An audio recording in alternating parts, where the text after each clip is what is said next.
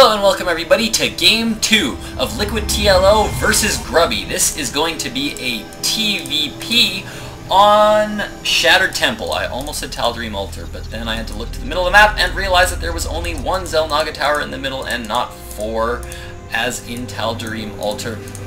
And this means that we are going to actually, I don't know what I'm saying. I don't know what this means. This means that we're in Game 2. I was actually reading what they were saying, and I don't even really know what they're talking about right now. So, we're going to get back into the StarCraft. In Game 1, we saw a very nice play by Grubby. We saw very excellent unit placement. TLO tried to go for some early drops, wasn't able to do the damage because Grubby had some very well-placed pylons, well-placed units all game long. And then TLO finally went for a little bit of an engagement with a nice Marine Marauder Hellion Medevac push. Wasn't able to quite do the damage he wanted to deal. Grubby got to sit on his extra on his natural for a little bit longer than TLO did, and Grubby was able to do some early damage with a lot of very early Colossus. Went very early 2-gate Colossus, got a 3 very super fast Colossus, and was able to take out a lot of the bio of TLO, and pretty much just took his gold expansion and was ahead the rest of the game. So in this game, I will actually be interested to see if Grubby is going to be going for that similar style. Again, much like in Xel'Naga Caverns, like Game 1, choice of third on this map can be very game-changing, just because after you take your natural, you have destructible rocks here that lead to this expansion here, which is a very safe expansion because you're kind of far away from everything. But there's this gold expansion here, covered by destructible rocks, that is kind of risky to take, but if you can take it and you can secure it, and you can secure this portion of the map right here, you can prevent all damage from all three bases by ground. And this can be very effective depending on the strength of your army. In TVZ, this kind of becomes a critical point. Critical points in the map, this portion right here, and this portion right here, because those are the spots that determine how strong your defense is at your base.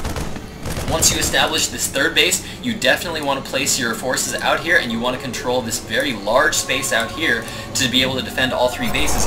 Whereas if you go for this as an expansion, all you need to defend is this narrow choke, and you need to be mindful of these destructible rocks that are the backdoor to that third base.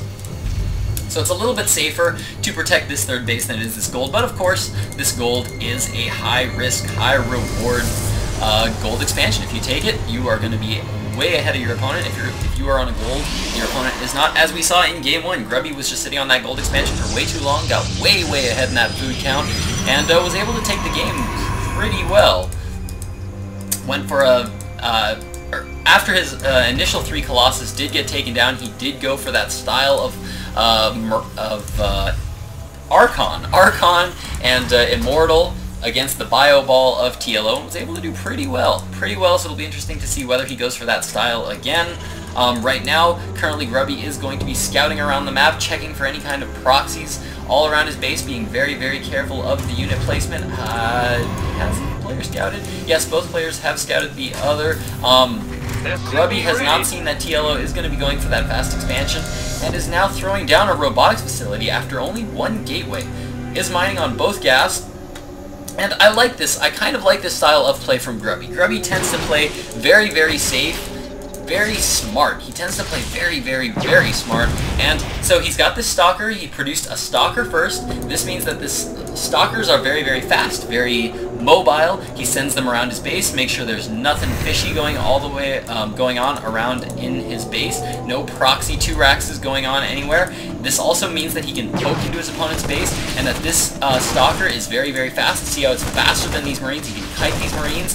This means he can get a lot of very early information and just pull back. Oh, almost lost that Stalker there. A little bit of miscontrol there. In the meantime, he's producing sentries. This means that he can be defensive, wall off his ramp, and in the meantime he gets a robotics facility for a fast observer. This means that right from the very beginning he can always know what his opponent is doing and counter appropriately. I love this style of play from Grubby. Observer now about to come out onto the field. In the meantime, Grubby is now throwing down his Nexus. TLO has expanded, and Grubby, though he has not actually seen the expansion, he saw these bunkers going down, and he can assume from seeing these that there has to be this expansion going down. He's going to be confirming that shortly with that Observer. In the meantime, he now has 2 gateways on the field and is not producing anything out of that robotic facility at the moment, actually not producing any units at all right now. Content to just macro up. If we check out the harvester count right now, we can see that Grubby is a little bit ahead, 31 to 27. I've said this before, this is an okay place to be in. As Protoss, you want to be chrono boosting out those workers because your opponent has those OP mules that deal so much, that get so much resources. And whoa, the Reaper actually sneaking right by Grubby there. Grubby did not see that on the minimap. Missed the Reaper again. That Reaper's just going to get right into the base, going to be able to see exactly what his opponent is doing. And oh my god, so many Zealots just walking right by. Gets 1 drone kill. Grubby still not aware of this Reaper. Grubby really needs to be watching that mini-map there because he just passed this Reaper about 4 times. But this Reaper actually getting 2 drone kills right now and doing some good harass there, forcing a lot of lost mining time here from Grubby. But the Reaper finally does go down to those workers. The Observer now in position for Grubby. Grubby's got it in position. He has now confirmed that his opponent's expansion has gone down. There are currently 3 barracks, just now a factory going down for TLO. Again, lots of tech labs going down on these barracks. This means heavy Marauder style of play from TLO. Marauder's very, very good against those gateway units. He does know his opponent has this robotics facility. Has not seen the robotics bay, I don't think. Has he actually? No, he actually did with that Reaper. As he was up here, he saw that robotics facility go down. So he knows his opponent is going for this Colossi count. So I wouldn't be surprised to see after this factory comes down, probably going to be throwing down a starport. But we will indeed see shortly what his opponent is going to be going for. TLO actually going for a very, very fast third, going to be going for a very economic style of play. Is already breaking down his rocks. We're only at the 9-minute mark, and TLO already looking to take a 3rd base. Scans going down at the front just to see the forces of Grubby. He sees that Grubby now has a Colossi, lots of sentries up on the field, and a few Zealots.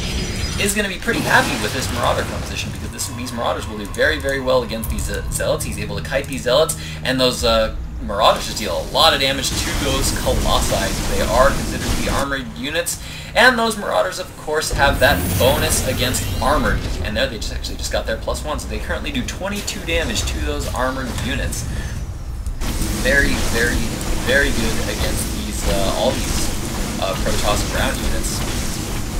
Grubby looks like he is going to be taking a 3rd of his own. I don't know if he can see from there. No, he cannot see that his opponent's 3rd command center is starting to go down now. He is not going to be aware that this expansion is going to be going down. And looks like he is going to be pushing out, though. Looks like he is going to be pushing out with a similarly timed attack as his first push. He is going to be pushing out with 3 Colossus and a small group of sentries for force fields and Zealots for taking damage, and a couple of Stalkers here to deal some damage. Looks like Grubby is going to be poking around, checking to make sure his opponent doesn't want to reveal his tech yet, I guess. I'm not sure why the pulling of his forces back there. Interestingly placed pylon here for Grubby. TLO scouting the expansion, making sure that his opponent doesn't have any hidden expansions going down, but it looks like Grubby is going to be trying to push in here to deal some damage. He is starting to deal some damage to these bunkers. A lot of damage being taken by those bunkers. Force field going down, restricting the flow of movement of his opponent's forces, but TLO now producing Vikings, has 3 Vikings now out on the field. He is getting more, 2 more Vikings on the production tab, and looks like TLO is now pulling SCVs to try to keep these bunkers here while he uses these Colossi, force fields going down rather, to prevent his TLO's forces from getting out too much. Nice force fields there going down, using the bunkers to his own advantage. Force fields going down, preventing all these units in the back from moving out, but these Vikings are dealing massive amounts of damage to this Colossi, and this is forcing the forces of Grubby back. Grubby is now being forced to pull back, 1 Colossi being microed back, but man, these Vikings dealing tons of damage. These Stalkers being forced to shoot down these Vikings, and this means that the Marauders are getting free reign to deal as much damage as they would like. Grubby's trying to madly warp in forces as fast as he can, and he actually did do quite a bit of damage as he microed that Colossus back. He left his Stalkers there to deal a lot of damage there to TLO's Marauders, which were chasing down and determined to get that 1 Colossus. In the meantime, it looks like Grubby is just going to be pulling back. Happy to pull back. TLO now taking his third. Lots of mules going down. He has now successfully defended that push. He knows Grubby is going to be pulling back, so he's now, all that energy that he had saved up for scans are now just being put right back into mining. And it looks like he is now going to be going for a bio and Viking style of play. He's got starports. 2 starports down right now, one with a reactor, going back to producing a few medevacs for now. We'll probably be scanning soon to see whether his opponent is still going to be going for those Colossi, or whether, like in the last game, he's going to be switching it up for that Archon and Immortal style of play, or whether he's just going to continue with those Colossi. It looks like he's on the production tab. We see another observer coming out on the field. It looks like his observer. I didn't see what happened to that observer, but it looks like it did get taken out there. One more observer now moving across the field. One forward pylon here being placed for Grubby, but it has been spotted by TLO, so TLO is aware of it, and looks like Grubby is going to be securing the middle of the map. Is securing the Xel'Naga watchtower. In his base, it looks like he's got 4 warp gates right now. He's got a forge upgrading, and he's got a robotics facility producing a lot of observers now. A lot of observers moving onto the map. Absolutely critical in the mid-game to be aware of what your opponent is doing and to know what mixes his opponent is going for, and this is exactly what this is for. And so, I actually just realized that this is going to be a little bit longer of a game, you guys, so I'm going to have to split this into part 2. I did not get to do that in game 1 because I thought I could squeeze it into 1, but I wasn't able to do that. So, I'm actually going to be splitting it here. This means that we are going to be going into game 2, part 2, in just a moment to see if TLO can take his revenge after Grubby's game 1 win. So, back in a moment with part 2, guys.